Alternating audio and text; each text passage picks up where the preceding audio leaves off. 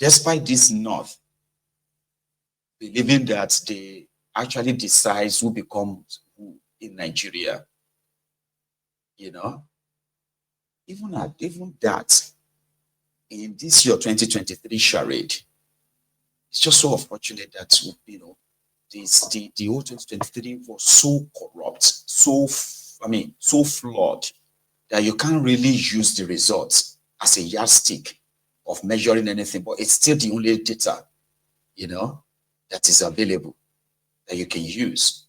2023. We used to remember, I remember when we used to have the three Kardashians. The three Kardashians were, because they've lost that now, right? So where Kaduna, Kano, and Katsina. You see these three states, they can deliver about 6 million votes from them alone.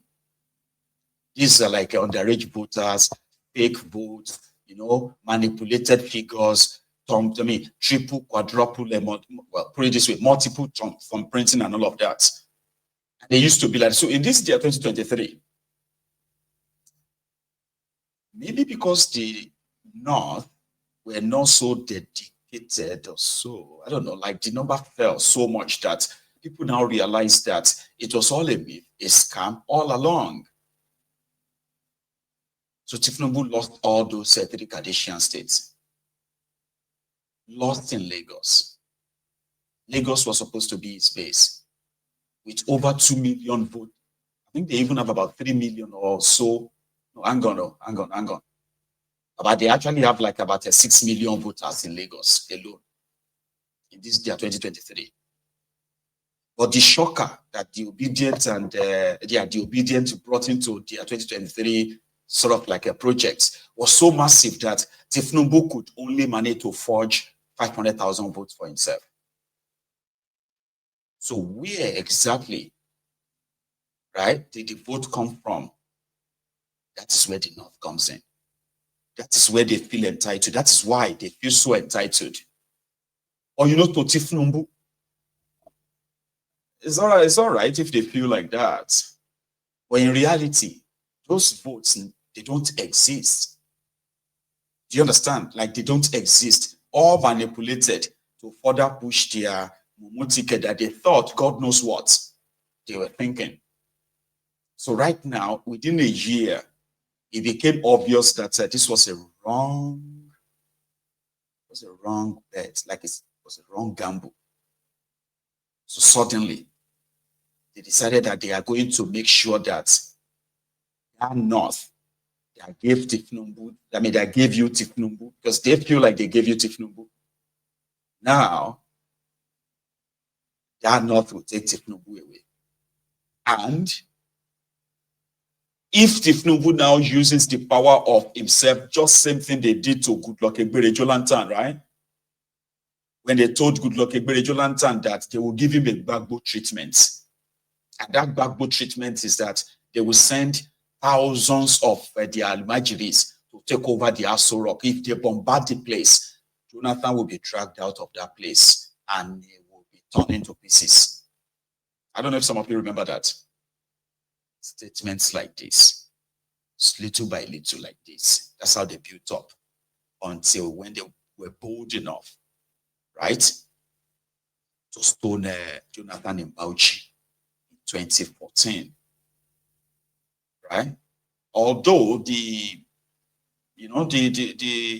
sort of like the playbook, right, may be a little bit different this time. That is why this statement is not just a statement. It's like it's a two-way thing, okay? So North are now the champion for coalition. Have you noticed? Like the people talking about coalition. They are Northerners. Because all they need to them, which is what they believe that they've discovered, that only them. Because if they disagree with any form of, listen to this, so if they disagree with any form of arrangement, right, they can escalate it. So let's assume that in 2023, the North, all these guys, when I say the North anyway, kind of I make it look so kind of like so uniquely powerful or something, right? But that's how they feel. They feel like, you don't know, we decide things. So they believe that if they were the ones, right, that they felt like rigged out in 2020, if they were not in the project of Tinubu, for example, let's say they were in the project of this obedience, for example, and Peter Obi is Alaji Yekini, Obi Taju, something like that, right? Say Alaji Abdul Yekini Obi Taju, and he is their project and obedient stuff. Everybody obedient. They believe, right, that they are capable of shutting down Nigeria. Yeah. Did you see when they are poor protested last year, for hunger this and hunger that, right? So it's believed that they didn't really have the backing of their extreme leaders, the religious and the political. So although it is also believed that in northern part of Nigeria right now, even though the whole storm is just gathering, by the way, so it is believed that in northern part of Nigeria, there were some special clerics, Islamic clerics, whose own job, like they are on the payroll of Tinubu. So their own job is to continue to keep the population, right, hopeful. Meanwhile, those ones who are leading the coalition, this coalition that, I've heard a lot about that, so like different kind of schemes and all that. Or let Atif could do one term, and they would then hand over to Peter Obi. Maybe Atif could, different kind of some of their plots, right? But it's coming from the north. Just less than 2 years after Buhari's finished his 8 years. Just less than 2 years after they publicly threaten to lynch anybody whoever comes out in northern part of Nigeria to vote for Tinubu, to vote for any infidel except Tinubu. Less than 3 years. And they still have another 2 years to go. And that is how the whole storm is kind of like a gathering. That's one. The second part is that, which indeed is making me to begin to feel like we must actually pay more attention to this 2027 of a thing. As much as so many of us are never going to participate, fine. But the fact that we are not participating doesn't mean that there are no millions who wants to go and participate in order to validate it. But there will be those, right, that strongly believes that despite Tinubu's power of incumbency, as they call it, all this, that when the people, the alliance of people becomes so strong and stronger, right, that even Tinubu himself would probably have to abdicate, run away, or honorably, right, exit the scene. But here is the twist.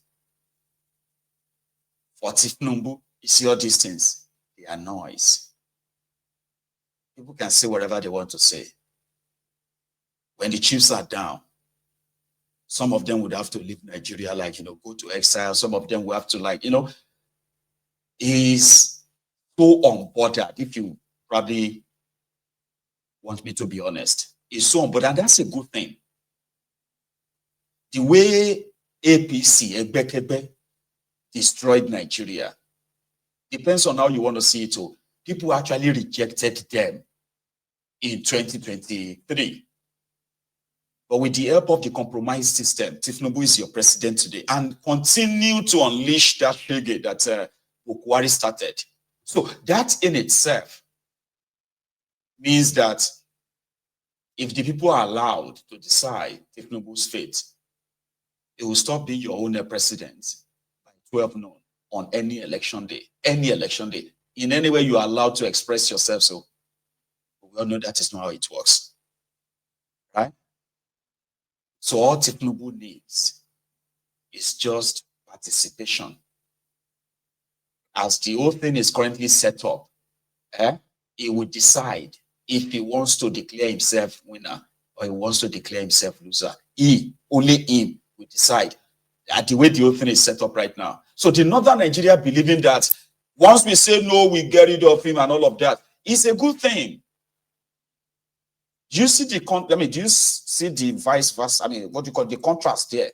It is a good thing, but I'll tell you, they are not the only one. So we've already had the obedience. No matter what you say to them, obedience are going, except if Peter Obi is not contesting any election again. The obedience, no matter what you say to them, whether they change the constitution or whether they don't change the electoral act, whether Yakubu continue or Tinubu appointed another stooge that will do the job, it doesn't matter. They will participate. So this time around, they now have the experience of being rigged out for real. They experienced it. They saw it. They saw how they got disenfranchised. Some of them lost interest completely in the whole process. Yeah, some of them did lose interest. But don't let us pretend that we don't know that there are still millions of them all over the place. No matter what you say about Nigeria, if you say Nigeria should break up tomorrow, they will say, yes, break up. Some of them. And when you see people saying that obedient, you're going to hear them shout for life. So they exist. And that is a good thing too. Whether the Northern Nigeria succeed in creating a coalition, which they strongly believe that if others are not going to follow them, fine, they will do it and go it alone. So the obedients are also not pretty much interested in any coalition, maybe not all of them. Right? So that means, number one, it will be believed that if you have two people running with Tinubu, right, that gives him a leverage because it divides your votes. That is for the analysts. Analysts will always analyze Nigeria. It divides your votes. So to Tinubu, that's all I need. They are participating. Right? The result. But to the obedience, if what they suffered in 2023 repeats itself, heaven will fall. The third one, the establishment generally. Do you know that they still blame themselves for allowing that your obedience movement to last to an election date? They regret that up to this moment. Still regretting it. Because that simply means that the number of gullible people who don't really understand how the whole rigged system works are now aware. And somehow, with their emotion and all that, right? It's like it's bottled anger for so many of them. So they want to see it again. However, the establishment wants to make sure that that never happened again, ever. You hear them, they said it a few months or a few years back. Just a few months after that, 2023, they said, this must never happen again. So do you now see that it's like in 3-4 places right now, you have different, people say, different people say agenda, intention, and they are all at cross purposes. And that is a good thing. So if the North says, if Tinubu declare himself winner, Nigeria will cease to exist. Great, bring it on. If the obedience says, wait till you do for 2023, if you try it again 2027, a revolution will happen. Great. Let's go. So it's a good thing. It is. I'm beginning to be interested. Here is what this guy, Segun Showumi, he was with Sheun on open mic, or mic on rather, Sheun or Kimbaloye's platform on YouTube, right? They will add different charts about this, about that. But his own view, talking about the obedience, by the way. he believes that the PDP governors who says that they are not with Atiku on this issue of coalition against Tinubu, did you know that this day newspaper just published something today? Yeah, this day newspaper published that 4 PDP governors are on the verge of decamping to APC. I mean, this is also a factor because all Tinubu needs, like I said, apart from the alliances here and there, as people are forming coalition here and there, is just their participation, just your participation. That's all it needs. That simply validates the process. If you go back again to say you are rigged, to them, you are just a sore loser. Because those you think are with you, they are cutting deal with the devil, as you can see. Those who are supposed to be your friends. So PDP governors came out and said they are not going to be part of any coalition. Meanwhile, Atiku and Kaduna Littlefinger, they have been everywhere talking about coalition. We are going to have coalition and all that. You know? So, to Segun Showunmi, he believes that if PDP can manage to get Peter Obi back, yeah, then Peter Obi becomes the candidate of PDP. That Atiku support, everybody come together. Then Tinubu will be gone before 12 p.m., 12 noon on your election day. That's what I said.